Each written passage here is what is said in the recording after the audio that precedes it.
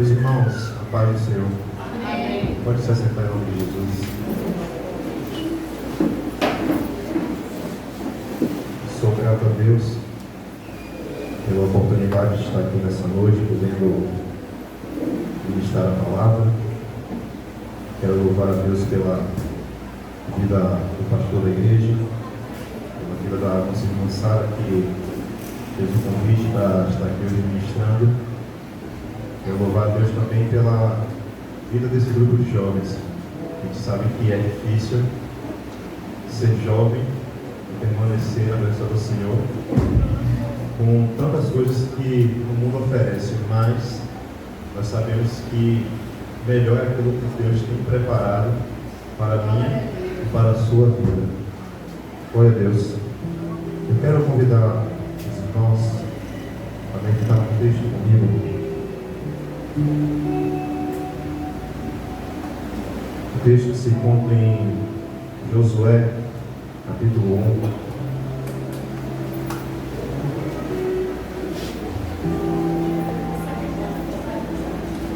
Tentando ser breve, a mensagem é simples, mas eu espero que o Senhor fale com a sua vida. Quando eu chego, eu costumo dizer que eu não sou pregador de fogo. Gostaria de ser, mas Deus tem algo com cada um de nós. E aí minha irmã estava aqui louvando, cheia de poder. Eu falei, meu Deus, como é que prega depois? Como é que prega depois de um negócio desse? Mas Deus sabe de todas as coisas. Josué, capítulo 1, versículo 6 em diante, que diz o seguinte: seja forte e corajoso, porque você fará este povo herdar a terra, que sob juramento prometi dar aos pais deles. Então somente seja forte e muito corajoso, para que você tenha cuidado de fazer segundo toda a lei que o meu servo Moisés lhe ordenou. Não se desvie dela, nem para a direita, nem para a esquerda, seja para que você seja bem sucedido por onde quer que andar. Não cesse de falar deste livro da lei, pelo contrário, medite nele dia e noite, para que você tenha cuidado de fazer segundo tudo que nele está escrito. Então você prosperará e será bem sucedido. Não fui eu que ordenei? Seja forte e corajoso. Não tenha medo, nem fique assustado, porque o Senhor, seu Deus, estará com você por onde quer que você andar. Meus irmãos, quando nós falamos de obra, logo a gente pensa na construção de algo, na construção de um edifício, na construção de uma casa, ou na realização de uma obra na rua, na construção de uma rua.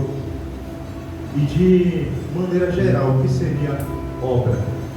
Obra seria trabalho, o esforço individual ou coletivo para poder alcançar um determinado objetivo. E aí, dentro daquilo que nós entendemos como obra, existem algumas coisas que nós precisamos entender. A primeira delas é que toda boa obra, ela segue um projeto. Toda boa obra, ela segue um projeto. E por que é importante nós entendermos que toda boa obra, ela segue um projeto? Porque o projeto ele vai nos direcionar para o objetivo que nós temos que alcançar. É através de um projeto que nós sabemos os objetivos e nós também conseguimos concluir qual é a melhor forma de nós fazermos e chegarmos até esse objetivo. E dentro do projeto, todo projeto, ele tem também as suas etapas. E não é diferente dentro da obra de Deus. A obra de Deus, ela tem um projeto e ela tem também as suas etapas. E quando nós paramos para poder pensar na obra de Deus e que ela tem as suas etapas, eu começo a me questionar, começo a me perguntar onde é que nós nos encaixamos no projeto de Deus. Dentro da administração, nós vamos entender que o projeto ele tem algumas partes. Ele tem o início, ele tem o planejamento, ele tem a execução, o monitoramento e o encerramento. Ou seja, um projeto que tem um início, ele tem um meio e ele tem um fim. Mas onde é que nós nos encaixamos dentro da obra de Deus, dentro do projeto de Deus? Certamente não é no início, porque nós não estávamos lá no início juntamente com Deus quando Ele projetou a humanidade, quando Ele projetou o plano dele para a humanidade. Certamente nós também não estamos no planejamento, porque Deus ele não consulta ninguém, Ele não precisa de ninguém. Ele traçou o projeto porque Ele é autossuficiente. Nós também não estamos no monitoramento, porque Deus ele é onisciente, Ele é onipresente. Então Ele, por conta própria, Ele consegue fazer esse monitoramento. E também nós não estamos no encerramento, porque somente Deus sabe quando começa e quando termina a história da humanidade, e quando começa e quando termina a minha e a sua história. Então só nos resta a execução. Esse é o local onde, dentro do projeto de Deus, nós estamos, que é a execução. E dentro da execução, Deus levanta pessoas para poder estar executando o plano dele dentro da humanidade. Não que Deus precise levantar pessoas, não que Deus precise de mim, de você, para poder fazer algo. Não, Deus não precisa. Deus nos levanta porque Ele tem misericórdia de nós. E por ter misericórdia de nós, Ele escolhe a mim e a você para poder fazer parte do projeto dele. Porque se nós fôssemos olhar pela lógica, nós não deveríamos estar aqui. Nós olhamos para nós mesmos e percebemos que nós somos indignos de estar na presença de Deus. Logo, se nós somos indignos de estar na presença de Deus, nós também somos indignos de fazer parte do projeto de Deus. Mas Deus ele é aquele que transcende toda a lógica. Quando o inimigo acha que vai conseguir nos tirar da presença dele, quando o inimigo pensa que vai conseguir colocar na nossa mente que nós somos indignos e por isso Deus ele não vai querer nada conosco, Deus ele transcende toda a lógica e Ele escolhe a mim e a você para poder fazer parte de um projeto que é muito maior do que nós mesmos. E dentro do projeto, meus irmãos, a gente precisa entender algumas coisas. Num projeto, nós precisamos levantar pessoas para poder assumir funções. E quando nós estamos falando de funções, nós precisamos levantar pessoas certas para as funções certas. Pare e pense um pouco comigo. Se você está construindo uma casa, se você está construindo um edifício, você não vai contratar um pintor para poder fazer um trabalho de encanador, certo?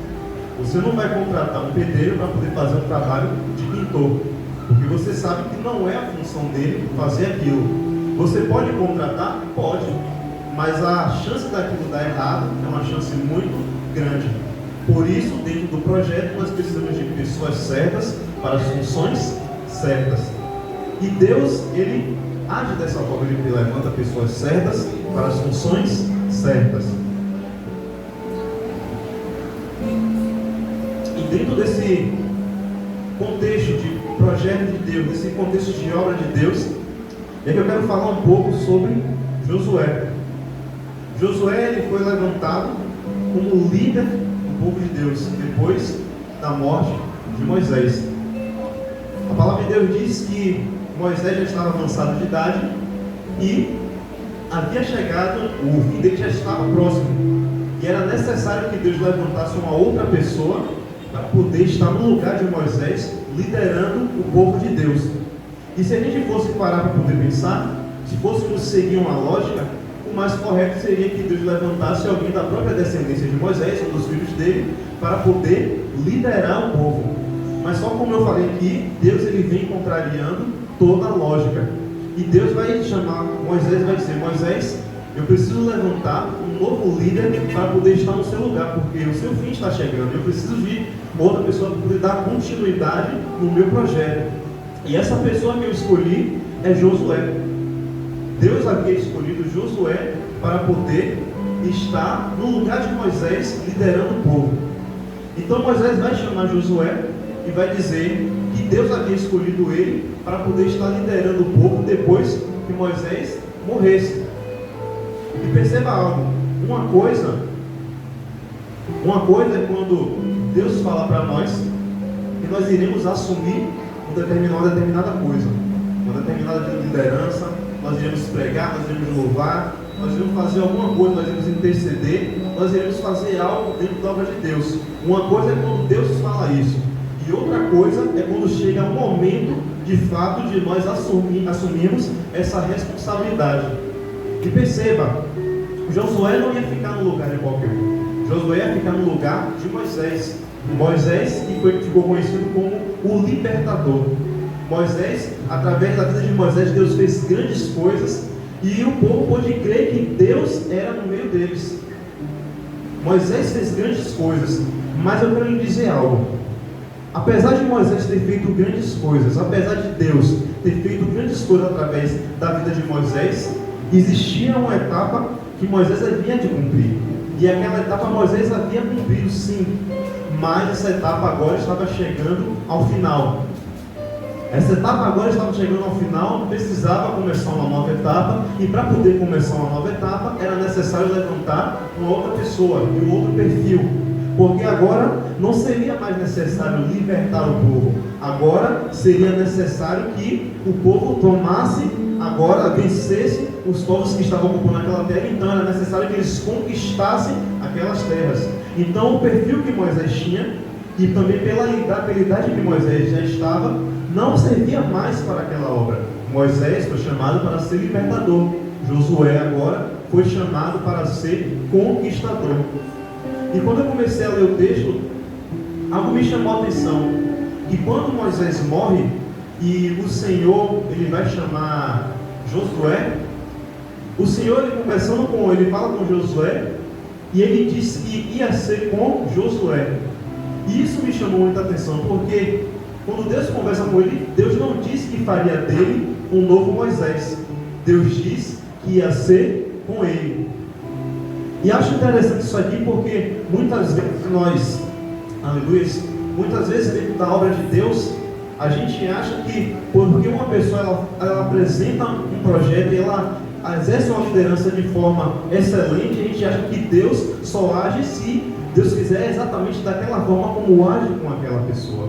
Só que isso não é verdade. Como eu falei aqui, existem pessoas certas para funções certas.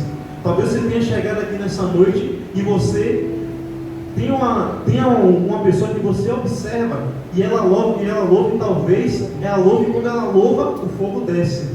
E aí você olha e diz: poxa, eu quero ser usado como aquela pessoa, porque Deus só age quando aquela pessoa louva, como aquela pessoa age. Só que Deus, ele não observa dessa forma. Deus, ele não quer fazer clones. Deus, ele respeita as individualidades das pessoas.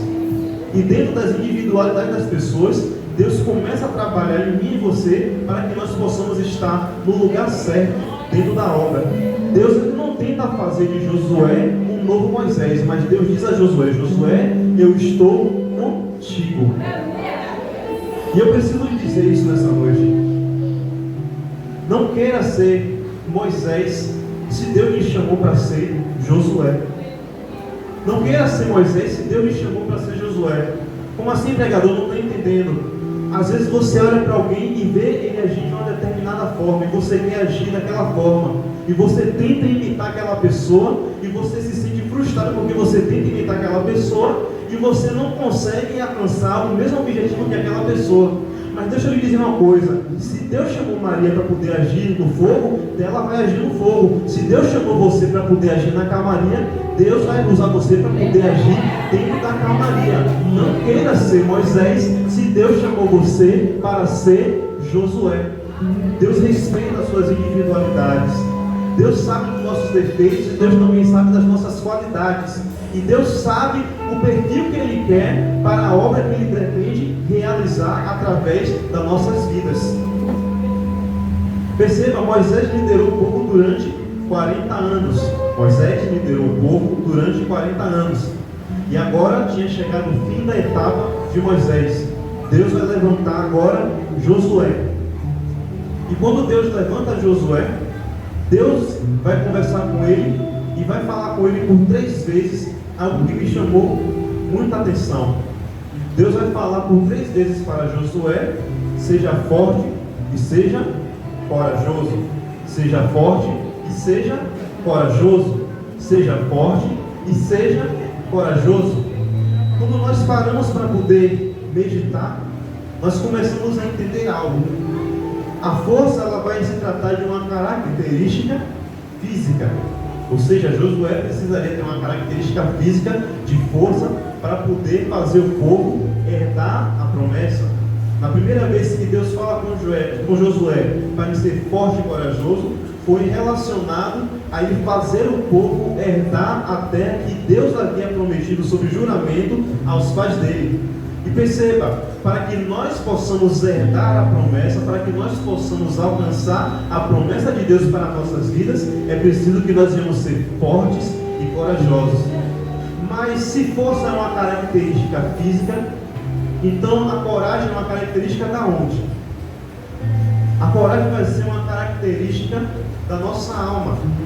Ela vai ser uma característica da parte, como eu posso falar figurativamente, mas ela vai ser uma característica onde, quando nós nos encontramos em um ambiente onde está totalmente corrompido, nós precisamos ter a coragem para poder nós permanecermos firmes diante daquilo que está tentando nos corromper. Então, a característica da coragem, ela vai ser muito mais uma característica voltada para a alma.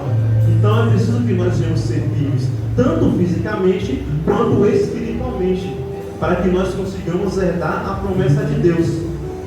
E quando Deus fala com Josué pela segunda vez para ele ser forte e corajoso, Deus vai falar com Josué relacionado à palavra. Deus vai falar, e essa aqui vai ser a mais extensa das ordens que Deus vai dar a Josué aqui no início da trajetória dele. Deus vai falar para Josué ler, Deus vai falar para Josué meditar, vai falar para Josué guardar e vai falar para Josué andar aonde? Andar na palavra. Logo, eu começo a entender que para nós herdarmos a promessa de Deus, não basta apenas você ser forte e você ser corajoso. É preciso que você venha meditar na palavra, é preciso que você venha ler a palavra, é preciso que você venha guardar a palavra e não apenas isso, é preciso que você venha andar na palavra. E aí Deus vai dizer para ele, você não pode se desviar nem para a direita e nem para a esquerda. É preciso que nós venhamos andar com retidão na palavra. E perceba, quando Deus vai falar com Josué para ele andar em retidão na palavra, existe algo que vai suceder se ele andar em retidão na palavra. E o que é isso? Deus vai dizer para Josué que se ele andasse em retidão na palavra, ele seria bem sucedido. Isso aqui é muito interessante, porque muitas vezes nós vemos pessoas dentro da igreja, e nisso aqui eu me coloco. Quando eu estou pregando, eu gosto sempre de me colocar na situação, porque é muito fácil nós pregarmos para os outros. Mas quando nós vamos pregar, nós primeiro temos que pregar para nós mesmos. E nós vemos muitas pessoas dentro da igreja que querem ser bem-sucedidas, só que elas não querem andar em retidão da palavra. Só que a palavra de Deus nos diz que para nós sermos bem-sucedidos, é preciso que nós venhamos andar em retidão na palavra. É preciso que nós venhamos ler, nós precisamos meditar, nós precisamos guardar e nós precisamos andar na palavra, e só então nós seremos bem-sucedidos. Quer ser bem-sucedido? Ande na palavra. Quer alcançar sucesso? Ande na palavra. Você quer conquistar aquela casa? Ande na palavra. Quem entra na faculdade? Ande na palavra. E é importante nós andarmos na palavra, porque se nós alcançamos algumas coisas e nós não estivermos firmados na palavra, nós certamente sairemos do caminho do Senhor. E Deus, Ele não quer que a gente busque apenas a bênção. Deus quer que nós busquemos o abençoador. É preciso que nós devemos ter relacionamento com o abençoador, mas muitas pessoas têm procurado ter relacionamento com a busca da bênção. Mas Deus tem nos chamado para nos relacionarmos com o abençoador. A terceira vez que Deus vai falar com Josué, seja forte e corajoso, vai ser relacionado com os inimigos, porque Deus diz para ele: Josué, você não pode temer. Josué, você não pode temer. Então, para que nós consigamos lutar contra o inimigo, é preciso que nós venhamos ser fortes e corajosos. Nós precisamos ser fortes e corajosos para que nós consigamos resistir ao inimigo. E aí, dentro dessa breve introdução que eu trouxe para os irmãos, eu quero falar algo muito rapidamente. Eu quero falar sobre 3 situações que Josué precisou ser forte e corajoso. Nós sabemos que Josué liderou o povo por muitos anos. E a Bíblia vai dizer que Josué venceu 31 reis. Mas eu quero falar de 3 batalhas que Josué precisou enfrentar. 3 situações onde Josué precisou ser forte e ele precisou ser corajoso. A primeira situação em que Josué precisou ser forte e precisou ser corajoso foi quando ele precisou lidar com ele mesmo. Josué ele precisou lidar com ele mesmo. O texto não vai dizer isso, mas quando nós lemos, nós conseguimos entender algumas coisas. Algumas epígrafes do texto de Josué, capítulo 1, vai dizer que quando Deus vai falar com Josué, Deus foi animar Josué. Algumas outras epígrafes vai dizer que Deus ele foi encorajar Josué. Ora, se Deus precisou animar Josué e se Deus precisou encorajar Josué, é porque de certa forma ele estava desanimado e de certa forma ele estava. Então Deus ele começa a falar com Josué, ele começa a falar com Josué, começa a animar Josué, começa a encorajar ele, e Josué teve que lidar com ele mesmo. Por quê? Perceba, Moisés foi um grande líder. Moisés foi um grande líder. E agora ele estava no lugar do líder dele. E Moisés não era apenas líder de Josué.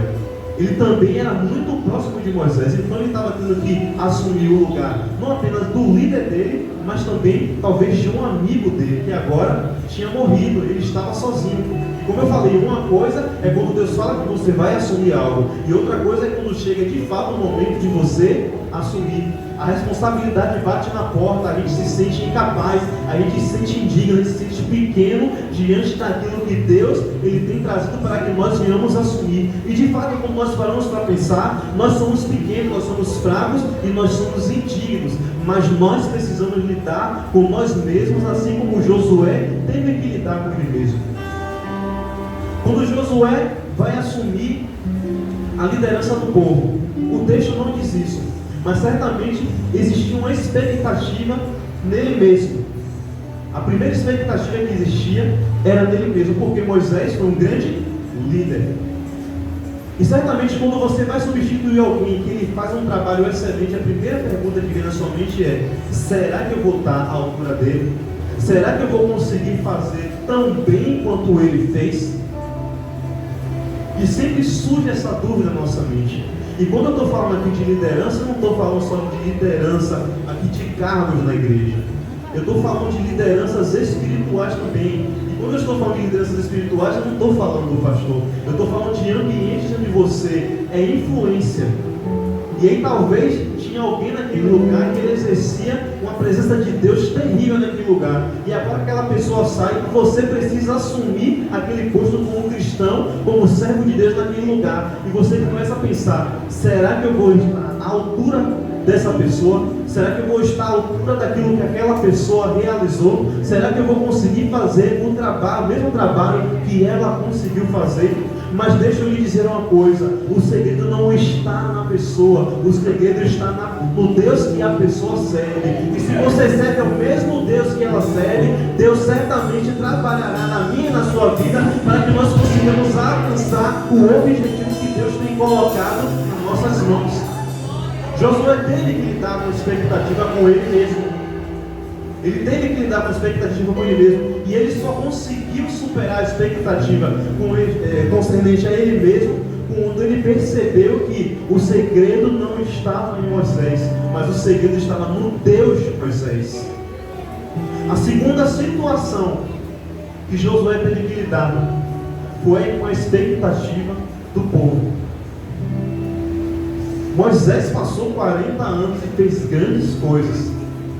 E por muitas vezes Deus esteve com Moisés e mostrou que Deus estava com Moisés.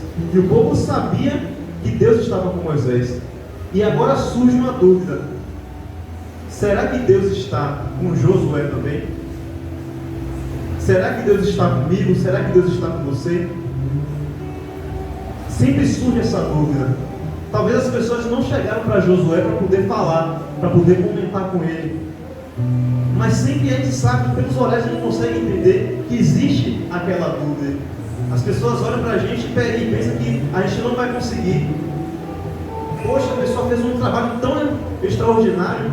A pessoa foi levantada como líder de novos convertidos, e na época que ela estava no líder de novos convertidos, quantas pessoas aceitaram Jesus? E agora você assume a liderança do novos convertidos num momento de crise, num momento onde não tem a mesma quantidade de membros naquele grupo. E aí surge a dúvida: será que ele vai conseguir fazer o que aquele outro fez? Sempre surge essa dúvida: será que ele vai conseguir realizar aquilo que a outra pessoa fez? Mas como eu falei, o segredo não está na pessoa, o segredo está no Deus que a pessoa serve.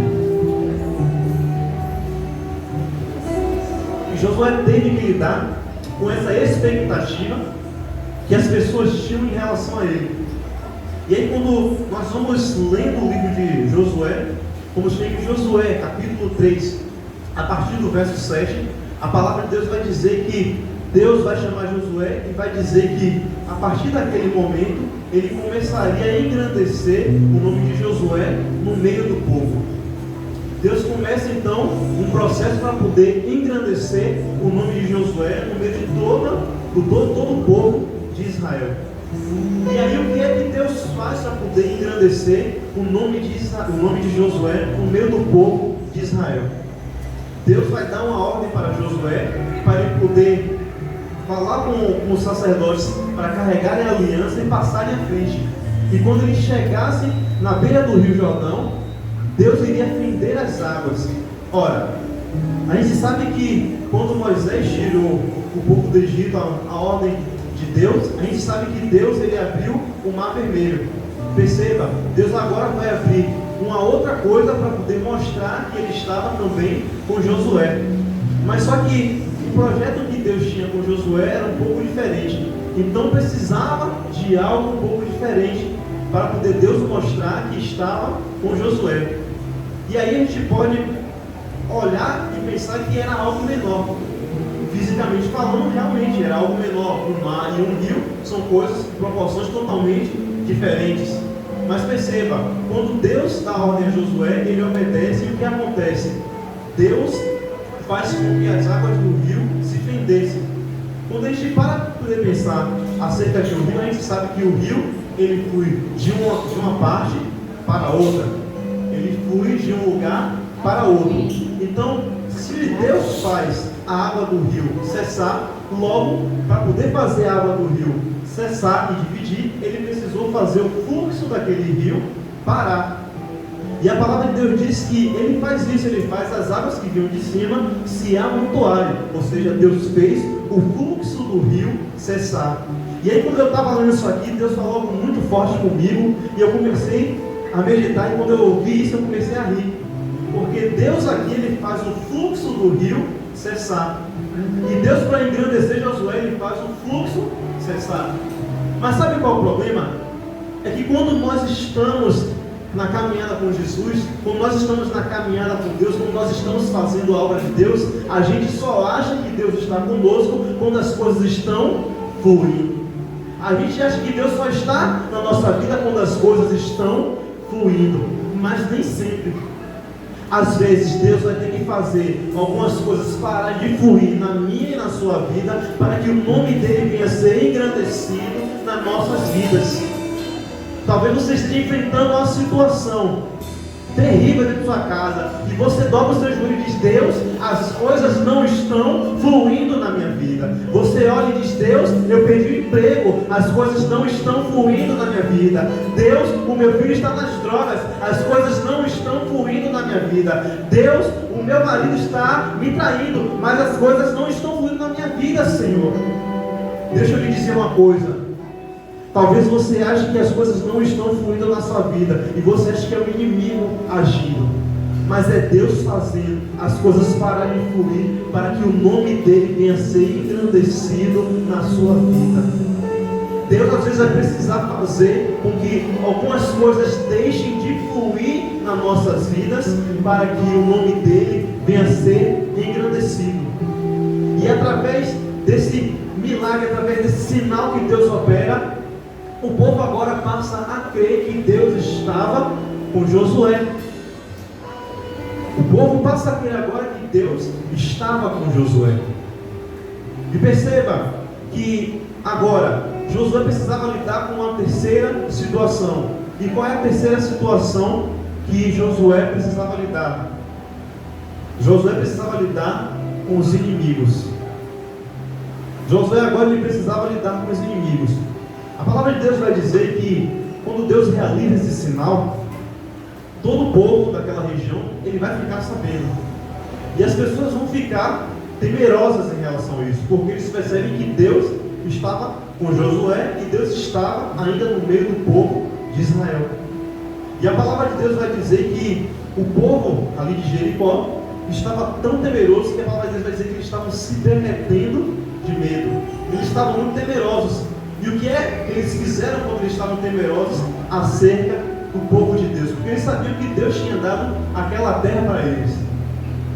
Eles não se trancaram nas suas cidades. E a gente, quando vai ver acerca de Jericó, Jericó ela tinha um muro muito alto.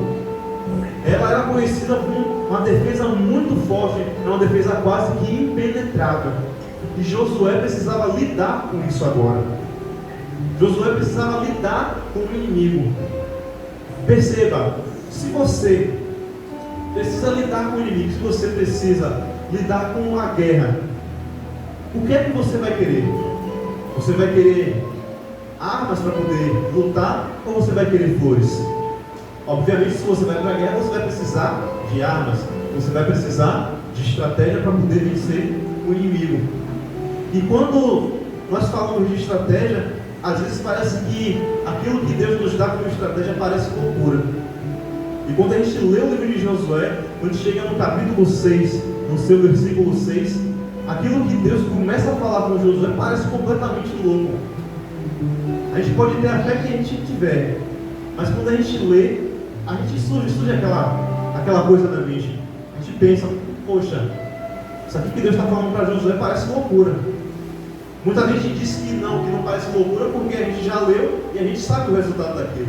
Mas Josué não sabia o resultado que viria daquilo. Quando Josué ouve, talvez Josué até tenha duvidado um pouco, tenha pensado que era loucura.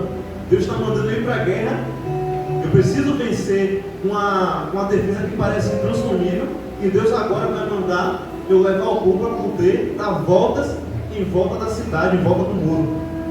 Parece loucura isso que Deus manda Josué fazer, mas ele vai lá e faz. Algumas estratégias que Deus vai dar para nossas vidas para que nós possamos vencer o inimigo, vai parecer coisas completamente loucas. E perceba, o inimigo vai ver o povo rodeando a muralha. O povo de Jericó vai ver o povo de Deus rodeando aquelas muralhas. E talvez eles esperassem que o povo agisse de uma outra forma. Talvez eles esperassem que o povo fosse meter o pé na porta e tentar invadir, como outras pessoas tentaram certamente invadir aquela nação e não conseguiram. E agora eles veem o povo de Deus rodeando as muralhas. Certamente o inimigo olhou aquilo e ficou confuso, porque não era uma ação natural de uma pessoa de guerra, uma ação natural de um povo de guerra, ficar dando voltas em volta do muro, como se não tivesse objetivo nenhum. Às vezes as estratégias que Deus vai dar para você vai parecer coisas completamente loucas. E aí quando eu estava meditando nisso, Deus me trouxe algo. Deus me falava assim que existem pessoas aqui que levantam de madrugada e começam a orar dentro da sua casa, começam a batalhar, começam a guerrear, começam a orar em voz alta, e aí as pessoas olham assim, olha que mulher louca, ela está querendo orar de madrugada, gritando, as pessoas estão dormindo, que loucura essa mulher está fazendo? Loucura nada, é Deus confundindo o inimigo para poder te dar vitória. Às vezes Deus vai lhe dar estratégias que vão parecer completamente loucas, mas isso vai confundir o inimigo, e através disso Deus vai lhe dar vitória. Através disso Deus vai lhe dar vitória. E aí nós precisamos entender algumas coisas. E aí eu quero falar um pouco do texto de Abacuque. Quando nós vamos ler lá em Abacuque, capítulo 3, versículo 2, Abacuque vai dizer algo interessante. Abacuque vai dizer: Aviva, Senhor. Aviva a tua obra, ó Senhor. Abacuque vai dizer o quê? Aviva a tua obra, ó Senhor. Isso aqui me chamou a atenção quando eu estava meditando na palavra. Porque essa palavra ela faz toda a diferença no contexto que nós estamos trabalhando, que nós estamos entendendo. Porque Abacuque vai dizer aviva. Abacuque ele não vai dizer revive. Ele vai dizer aviva. Ele não vai dizer revive. E qual é a diferença de reviver e avivar? A diferença está na pessoa que vai receber, na condição da pessoa que vai receber aquela ação. Porque o ato de reviver, ele só pode acontecer em alguém que já está morto. O ato de reviver só pode acontecer em alguém que já está morto. Mas Abacuque vai dizer aviva. E o que significa aviva? Avivar significa tornar mais vivo. E o povo de Deus, nessa época aqui de Abacuque, estava numa situação terrível. Eles estavam sendo afligidos por outro povo. E Abacuque ele começa a conversar, ele começa a questionar o Senhor. Ele começa a dizer até quando, Senhor? E começa a questionar Deus. E quando Deus responde a ele e diz o que ele faria acerca do povo, Abacuque agora ele vai se levantar e ele vai orar em forma de louvor, e ele vai dizer aviva, Senhor. O que Abacuque estava querendo dizer aqui nessa situação é o seguinte: Senhor, o povo está até desanimado, o povo está até caído, o povo até se afastou um pouco da tua presença, o povo está um pouco distante daquilo que o Senhor tinha estabelecido para que eles viessem andar, mas eles ainda não estão mortos, eles ainda não estão mortos, ainda existe vida no meio do povo. Então, Senhor, se existe vida no meio do povo, eu te peço, torna a trazer mais vida, Senhor, torna a trazer o povo a ser mais vivo, mais vivo. Talvez você tenha chegado aqui nessa noite desanimado. Talvez você ouviu essa pregação aqui, onde eu estou dizendo para você que você precisa ser forte, que você precisa ser corajoso. E de fato, nós precisamos ser fortes e nós precisamos ser corajosos para poder andarmos segundo a palavra de Deus. Mas eu não posso ser insensível e dizer que isso é fácil. Não é fácil. A gente sabe que por conta das condições da vida, por conta das situações da vida, muitas vezes nós nos tornamos desanimados. Às vezes nós passamos por muitas situações e isso abala a nossa fé de tal forma que nós estamos desanimados. Mas o Senhor me trouxe aqui nessa noite para poder lhe dizer: você está desanimado, mas você ainda não está morto. Talvez o inimigo pensou, ele está desanimado, hoje ele vai para aquele culto lá e Deus não vai falar com ele, não vai falar com ela. Hoje eu mato ele, hoje eu mato ela. Nada, coisa nenhuma, porque hoje o Senhor me trouxe aqui nessa noite para poder lhe avisar, para poder lhe dar vida novamente. Aleluias! Você não vai morrer, você não vai parar. Se você não está forte, se você não se encontra corajoso, se você se encontra desanimado, o Deus de Abacuque se encontra aqui neste lugar para poder avivar a sua igreja. E o avivamento ele só vem através da palavra. O avivamento ele só vem através da palavra.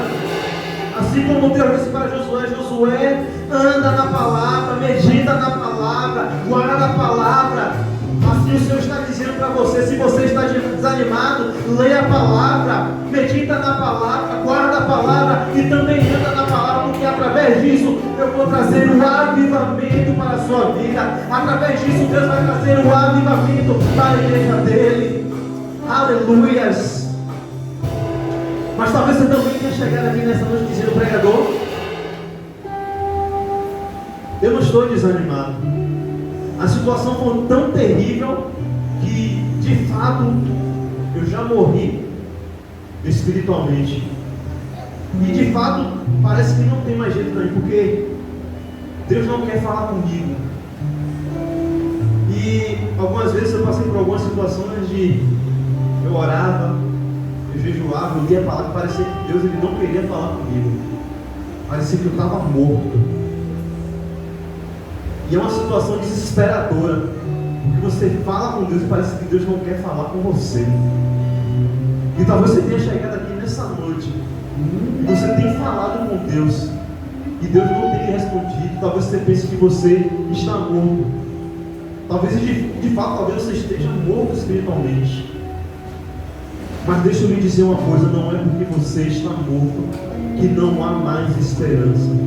Porque o mesmo Deus que disse a Josué, seja forte e corajoso, para você conseguir herdar a promessa. O mesmo Deus que disse a Abacuque, que daria a renovação, que avivaria o povo. É o mesmo Deus que Ele pode trazer também aquele que está morto de volta à vida. Talvez você tenha chegado aqui nessa noite morto espiritualmente, mas você não vai sair daqui morto espiritualmente, porque o Deus da vida está aqui nesse lugar, e Ele começa a ressuscitar vidas, Ele começa a ressuscitar ministérios, Ele começa a ressuscitar relacionamentos,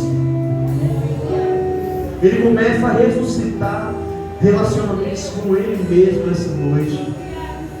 Você não vai sair daqui da mesma maneira que você entrou, mas Deus vai restaurar nessa noite o relacionamento que Ele tinha com você. Talvez você orava e Deus respondia na hora. Deus, Ele quer ter esse relacionamento com você de novo. Talvez você louvava e sentia a presença de Deus e pessoas eram restauradas.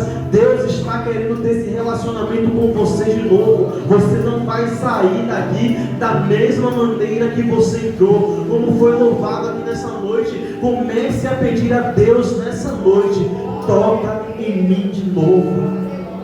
Comece a pedir a Deus nessa noite: Senhor, toque em mim de novo. Senhor, eu sei que o Senhor quer que eu seja forte e corajoso, mas as situações da vida não têm permitido que eu consiga ser forte e corajoso. Mas Senhor, ao Teu toque, que o Senhor venha restaurar a força, ao Teu toque, que o Senhor venha restaurar a coragem, que ao Teu toque o Senhor venha avivar, que ao Teu toque o Senhor venha reviver. Se coloque em pé nessa noite.